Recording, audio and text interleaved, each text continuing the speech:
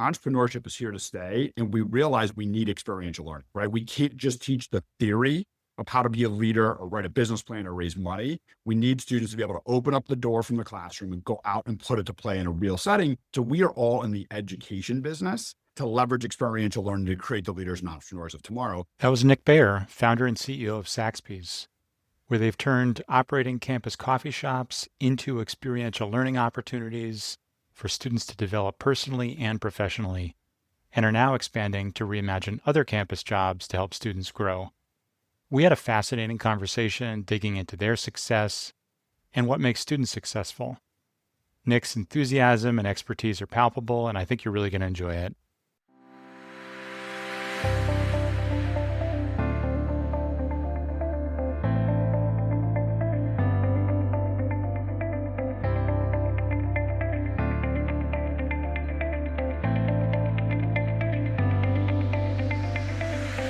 Welcome to the Connected College podcast. I'm your host, Elliot Felix. I've helped more than 100 colleges and universities change what they offer, how they operate, and how they're organized to enable student success.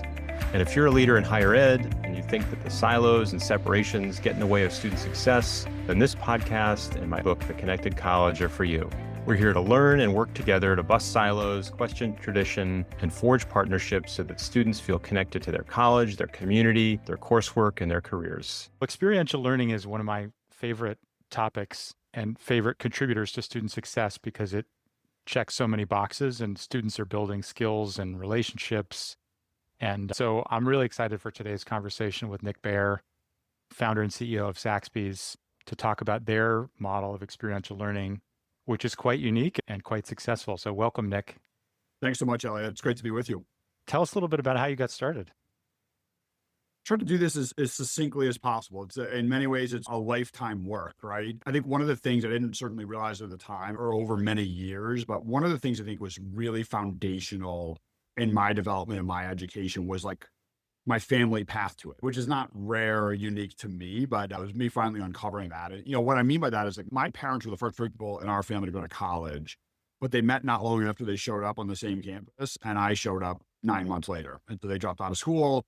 And as we know, way back then when that happened and today, if you don't have your college degree, you likely don't have the network or the certifications to be able to go and get the jobs that you want. My parents are very much that case, right? They are really talented people, but never got to really do the work or the work at the level that they wanted to do because they didn't get their education, right? And they really impressed upon that on me and my little brother for 18 years living in their house. Education was going to be everything, right? So I became what we didn't call then, we certainly call today, a first generation college student, right? And I stuck it out. My family made a lot of sacrifices. I had a lot of great coaches and mentors who really went out of their way to keep me as much as they possibly could on the right path in getting there. And so at 22, I graduated looking for a job when I wish I was looking for a calling. And I took a job that I thought was right for me in consulting, did pretty well with it for 3 years. And at 25, I had a quarter life crisis. And I was really like bent out of shape. I'm like, I love what I do at night when I'm not working. I was a big brother and big brothers, big sisters, volunteering at Boys and Girls Club, like a lot of mentorship and community work that I loved.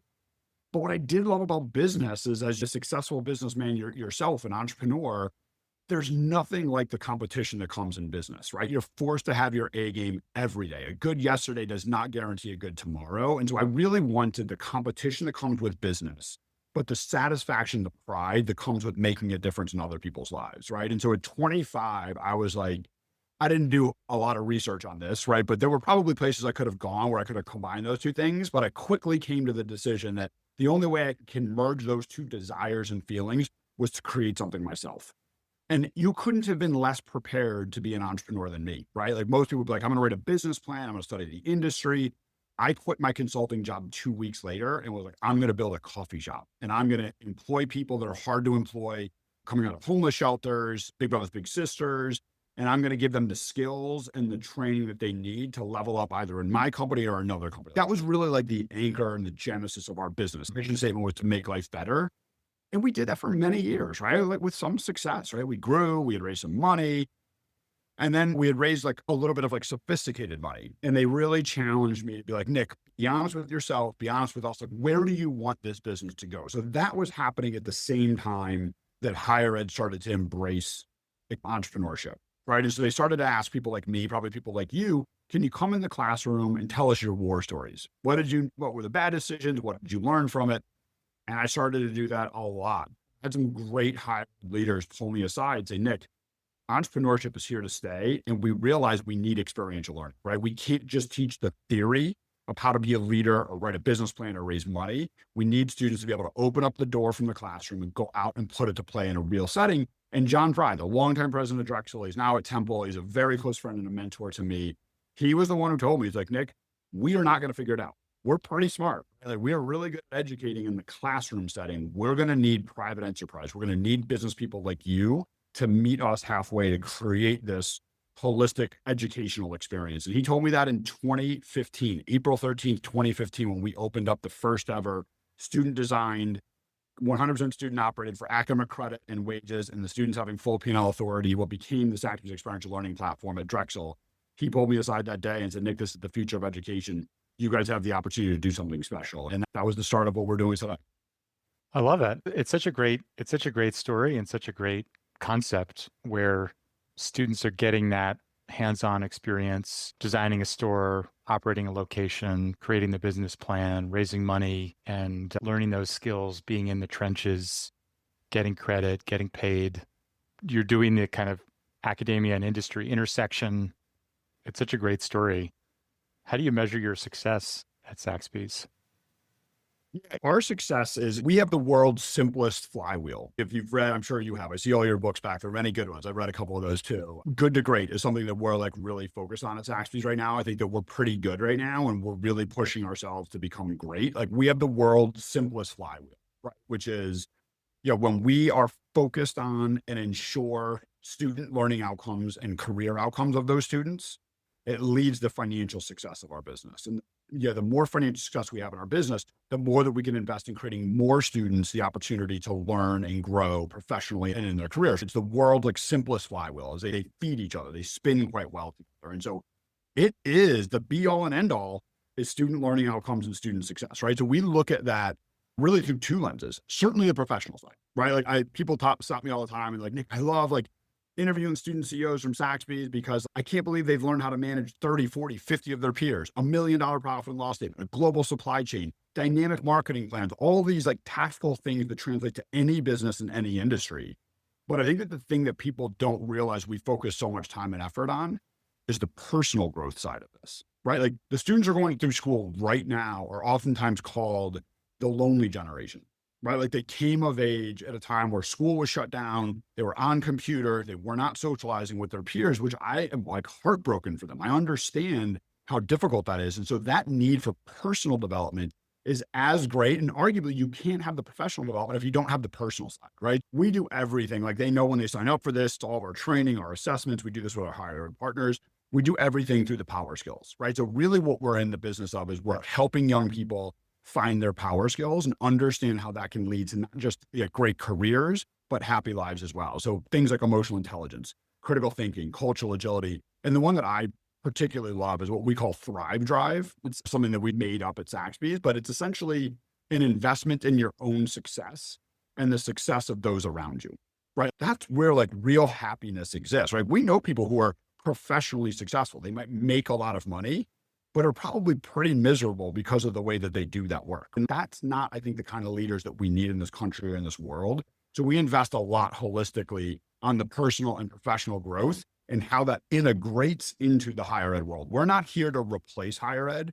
We're here to enhance the higher ed experience because we can't do what they do. And that work is really important, but they also can't do what we do. So when we work together, we're going to create really compassionate, capable leaders and entrepreneurs in every industry imaginable. That's great to hear. And I love the focus on leadership and personal and professional growth in parallel. I'm wondering how it actually works like on the ground. How do you knit these things together? Because there are shifts, there's hiring, there's planning, there's purchasing. If you're working at a Saxbys or running one, how does it come together? Like the training, the development with the day-to-day operations? How are those blended together? How do those work together? Yeah, it's a great question because these are not like protected classroom laboratories where it's, oh, you mess something up. It's okay. It's monopoly money.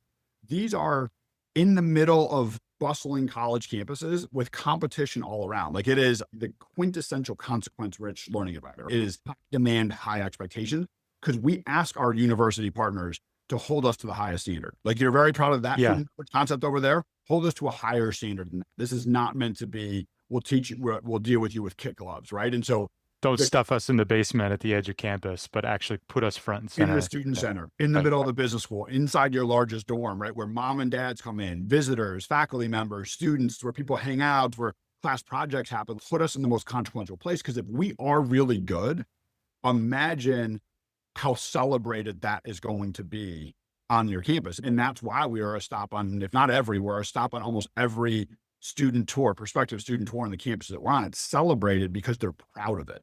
If it was poorly run, they wouldn't be proud of it. We'd be stuffed into the basements, right? And so therefore you have to turn around. If we're promising this to our universities, you have to turn around and be able to deliver it, right? And so one of the things I love most about this is like the coffee business, which is ultimately like the business that we're monetizing, even though we're an education company. It's a business that if you can learn to run a bustling cafe really well, the skills you learn in that will translate to anything that you do. In all businesses, what does your business stand for? What are your mission, your values, and who are the people that you hire, train, and empower to bring those to light? Saxbys at Temple University, Saxbys at University of Virginia, Saxbys at John Carroll University. Those cafes are outrageously successful in great places to work and proud places on campus, not because of Nick Bayer. I don't lead any of those team members. I don't serve any of those guys. It's the student CEOs and their teams that do it, right? So for one, we place a lot of emphasis on who we hire, right? Like, they're very clear of the things that I just said. This is, if you want an easy on-campus job where you're going to put your feet up on the desk and just search Instagram, this is not the right place. But if you are looking to find your superpowers, your greatness, and allow yourself to differentiate in a really competitive job market, this is a pretty good place to be able to do it. The second thing is, these are student-run businesses, right? Like, we expect a lot, but we also support a lot out of the students, right? So there's a layer of support. We call them pods. We have regional pods. 90% of everyone in our pods, so these are people who have graduated college and are sort of adults. These are their regional leadership roles. 90% and growing of those people came out of our experiential learning platform. And so you have a lot of near peer support. They've walked in their shoes. They've had the dynamics of having to write up a friend of theirs or the boyfriend of one of their best friends. Like, they've had all of those dynamics because they've done it themselves. And then the third thing is, we are intentional, is probably a light way to say it. We are obsessive about internal promotion, right? It's like, I think a lot of companies fall prey to, when they've got a really important role, they undervalue the people in their organization and they overvalue the people that are in other organizations.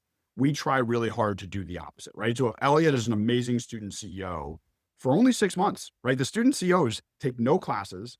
They get a full semester of academic credit and they have full P&L of the business for only 6 months, right? So we're changing out the student CEO every 6 months, but we are really good at promoting from within. So Nick Bayer might be your student VP of campus marketing, and I am going to be your successor. So what typically happens is, you're usually a second semester sophomore, sometime in your junior year, you complete your student CEO tenure. You've tapped someone that's been on your team. They're operationally trained, they're mission core values trained, they're a great leader in the organization. I get promoted into the student CEO role. You actually move back on down to the student VP team. So most of our cafes actually have 1 to 5 current and former students. So leaders beget leaders, right? We teach people how to be servant leaders. Again, because we are expected to run great Saxbys cafes while simultaneously helping support the next generation of leaders. Great leaders in your business or my business develop talent around them. They don't make it about them. They don't make it about everyone revolves around me. And so that's really been our secret to success. It's talent, right? It's not a secret. Your business was successful because of talent. Like, a great university is successful because of the talent and the culture that they have. We've just learned how to distill it down and teach it to 18 to 20, 22-year-olds in a way that they both understand, they respect, and they can execute it.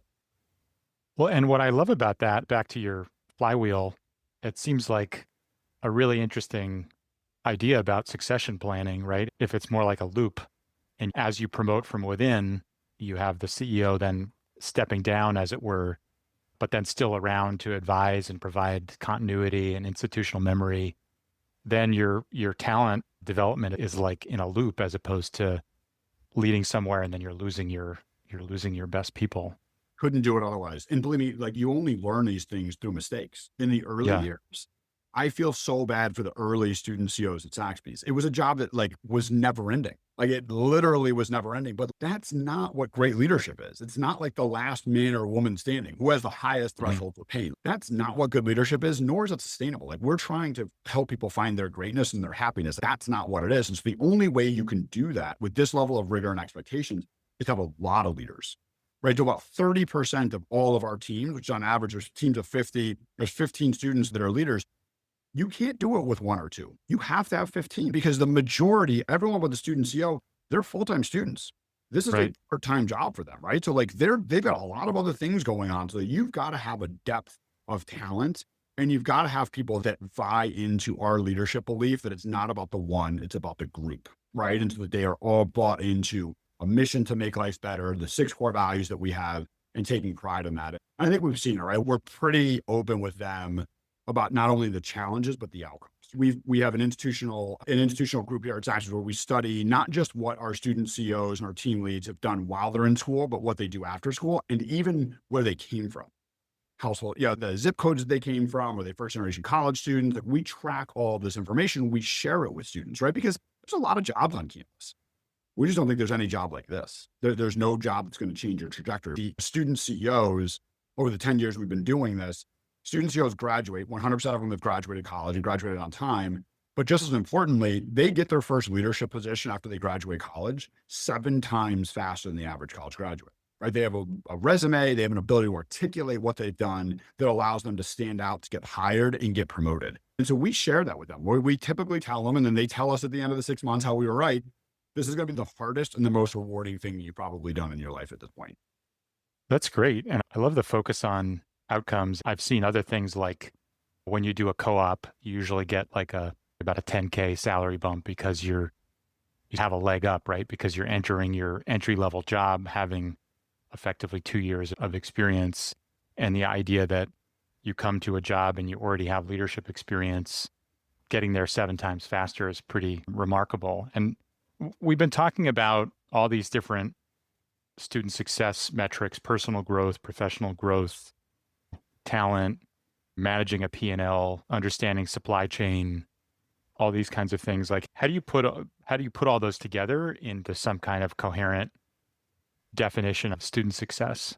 Fortunately, we've got a lot of really talented people here at Saxbys. So I like to refer to them as our team of PhDs. So we have a group of people who went the PhD route, became faculty members in higher ed, and we were able to recruit them here at Saxbys. So that's a huge part of this experience because, we're able to get people to sign up for this because it's synergistic and value added and respected in a way by their higher ed peers. And so our team sits down with provosts and deans, and instead of forcing them to understand what we do through our language, like as business people, we've actually used the pedagogy of higher ed, right? So everything that we do in every role at Saxbys, we talk about the general learning outcomes and the institutional learning outcomes of every single role, right? And then we tie that Just like back you would a course. and then obviously the assessments that go with it and who does the assessments. And it's one of my favorite things. I've been seeing us do this for 10 years. I love watching provosts and deans with their mouths are agape. They're like, wait, these people are looking at this the way that we look at this. How do they know to do that? We know to do that because we have education leaders in the company. But the other big thing is that I mentioned that the homegrown talent, like we have the best minor league system in business, right? Over 55% of all corporate team members at Saxbys came out of our experiential learning platform. So that's our recruiters, our HR department, our finance department. Our number 2 in our finance department is a former student CEO from Saxbys Temple University. She studied finance and accounting.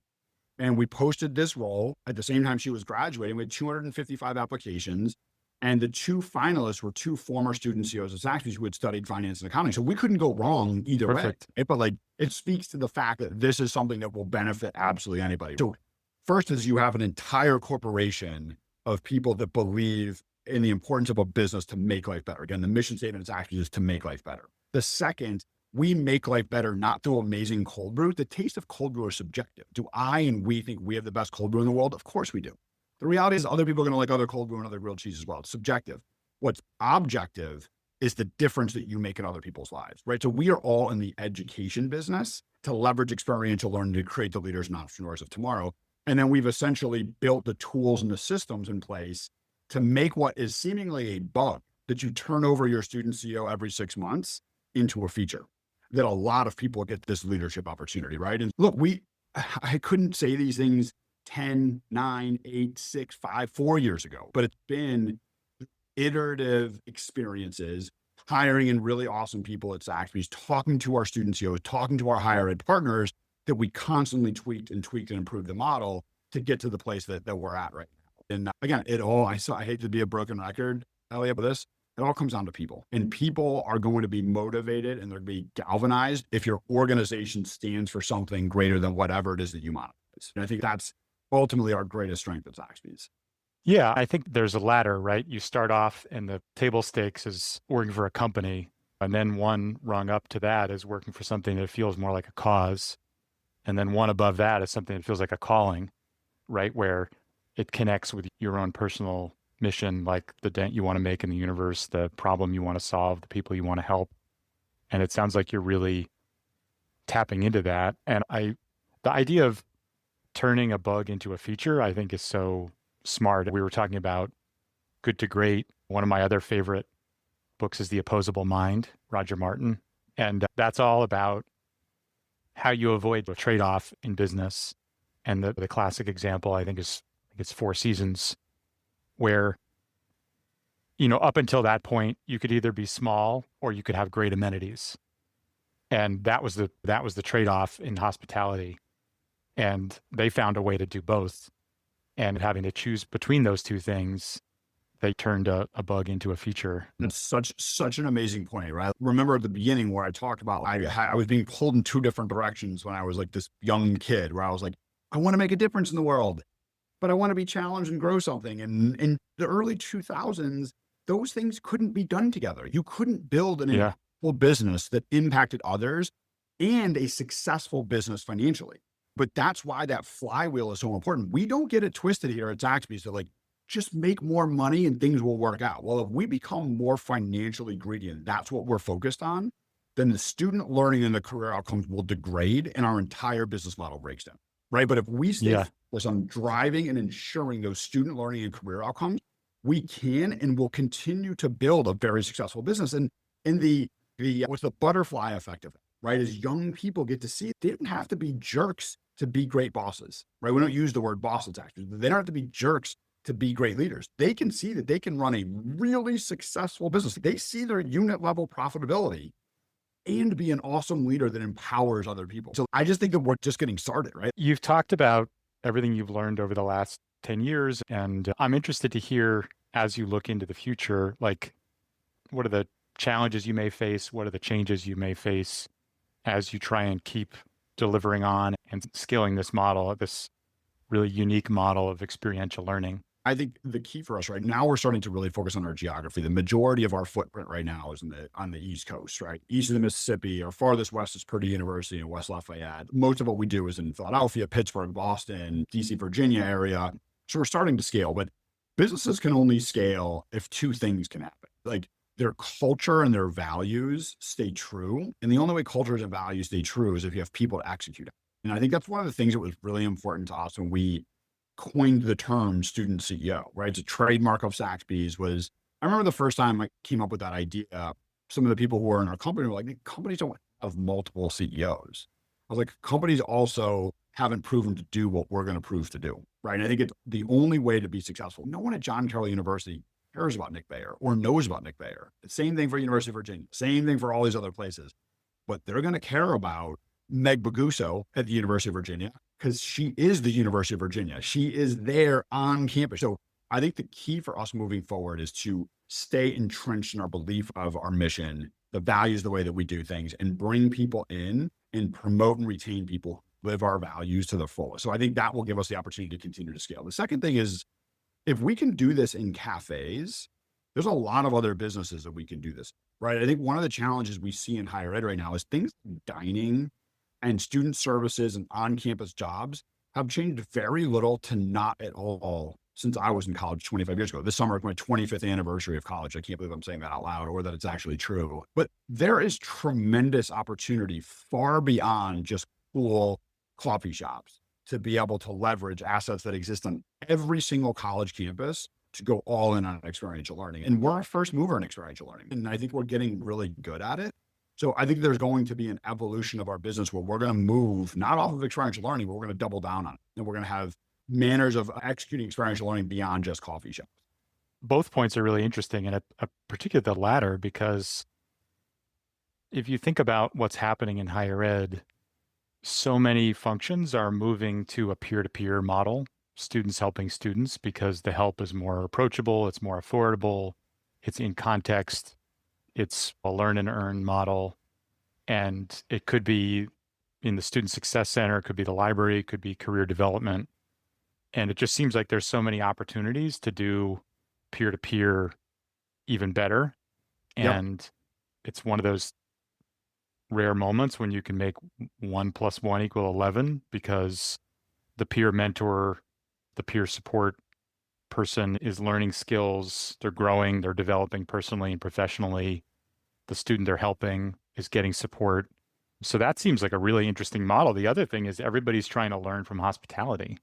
They're trying to create a place where everyone feels welcome, where they feel included, where there is a net benefit to being together in person and doing things together that you can't do at all or as well online. And I think there was just an article today in the Chronicle about what universities can learn from and about hospitality. So that special sauce about experiential learning, peer-to-peer, hospitality, there's definitely something there.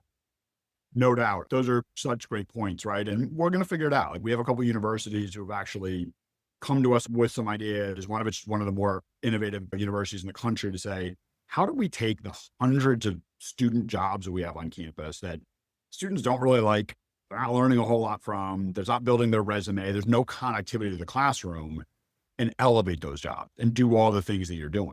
We call it the experiential learning platform for that reason. It's never been about coffee for us, right? It's a platform to partner with these institutions to raise the level of experiences for students, job connectivity, vibrancy on campus, do things like hospitality. Like, our original genesis company is we were a hospitality company, right? Like, our original tagline before it was like an education company disguised as a coffee company, it was, we're a hospitality company. And that has never left us. It's just become one of the sort of subcomponents of us. So we care about how we talk to each other, how we talk to our guests, the vibe that you have at our cafes. And that can apply to mail rooms and campus tours and peer-to-peer opportunities on every single campus. Yeah. Every company is a hospitality company and a technology company. Yep. It's just whether or not they know it or acknowledge it and are going to leverage those things. As you generalize the kind of work you do in experiential learning and the peer-to-peer support, what are some of the lessons learned for other aspects of campuses? What do you think the one-stop shop that does registration, financial aid, financial services, the Student Success Center, the Career Center, the experiential learning coursework, what can the rest of higher ed learn from your special sauce? I think it's taking a huge step back and speaking through the lens of, you're going to do this job in career services or in the parking department, but by doing that job really well, here's actually the skills that you're going to learn and how they're actually appropriate and desirable after you graduate school. So making it, like you would talk about before, it's like, how do you take a job and the rote nature of doing a job and connecting it to a calling, right? And so as a student CEO at Saxbys, you're responsible for everything, right? So I'm sure my team has this data, so I'm just going to make up a number, but it's probably directionally accurate. Over 30% of our student CEOs wind up changing their major or taking on another minor based on this experience. They never understood what HR stood for, let alone what employee advocacy did and the importance of it, right? So we teach them far beyond the job of what they're doing, but how it actually connects into the real world. And I'm no expert in the higher ed world, but I don't think that's happening widely across those campus jobs you are expecting. Just allow young people to figure out how that's going to benefit them beyond that experience for a semester, a year, and beyond their graduation from that university. There's good stuff happening around reimagining student employment, use Work Plus and other examples. Education at Work is another one, but I think there's definitely something to that, helping students understand how coursework, how clubs and extracurriculars, student organizations, employment, how all these things ladder up to a career that does feel like a calling. And it's hugely important. It was important when you were in school, when I was in school. It's super important today, right? We're older than they are, but if we are at a place where we don't feel like we belong, we're not going to be at that place very long.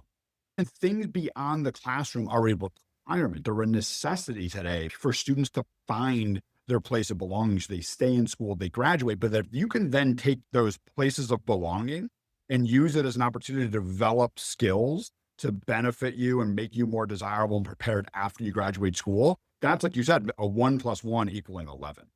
Yeah, and people are going to find the belonging in different ways. Some are going to find it in Greek life, others are going to find it on the sports team, others are going to find it on chess club in their Hispanic Engineers Association, others are going to find it at work at their campus job, and maybe some at all of those. But yeah, I think that seems like another huge benefit and of experiential learning writ large. So final question, as we wrap up, what advice do you have? A lot's changing in higher ed, right? The business models, the student engagement, social skills, the desire for growth and impact, the job market that they're entering into. Based on all your success, like what advice do you have for leaders in higher ed to adapt to these changes? I'm reticent to give advice. Like, I'm not sure that I'm like an expert to be able to give people advice, but I will give like a little bit of like reflection on things that I've seen over 10 years of doing this with a lot of different colleges and universities and the work that we're doing every day. And with obviously the people who I learn from within Saxbys every single day. I think one of the things that I have seen a lot lately is students are not given real responsibility with real stakes and real consequences nearly enough. Right? I think there's a lot of making things easy for people, and they might make it easier at the time. It's not going to make it easier or better for them when they get into the real world. And they show up late. They don't take feedback very well. Those things are not going to work well for them. So I think that is one of the things that we don't hide from at Saxbys. This is hard. This is challenging, but we are compassionate and we are going to support you do this, but we're not going to do it for you. And we're not going to lower our standards for you. So I think that's a really important thing. And so therefore, these experiences are not just like an internship, but they're really changing leadership development opportunities. And I think that can be applied a whole lot more. I think this has been going on forever, right? Like universities wanting to partner with outside organizations, businesses in particular. And I think there's several reasons for that.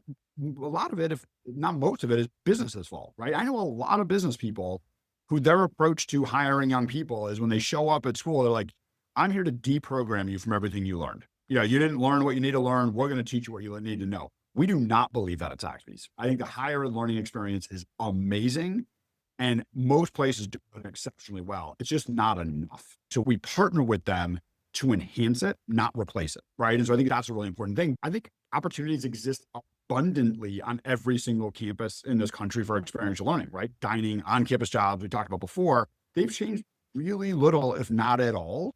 But these are incredible opportunities to provide great experiential learning, as evidenced by what we've been able to do in one space, like the coffee space. But think of how many other places there are in higher ed, but you got to think outside the box to do it. And I think we're in a challenging time globally on a lot of levels, right? And so I think the young people who are graduating school are going to inherit a world that's got massive challenges. Quality, climate change, social injustice, and now AI transforming the workplace is like happening by the day, right? And higher ed is not known for moving very quickly. And so I think those winds of change are coming really quickly. And so I think that these things have to happen quicker and be embraced writ large in the higher ed space for higher ed to not continue losing market share, but be the important sort of foundational experience that it's been up to this point.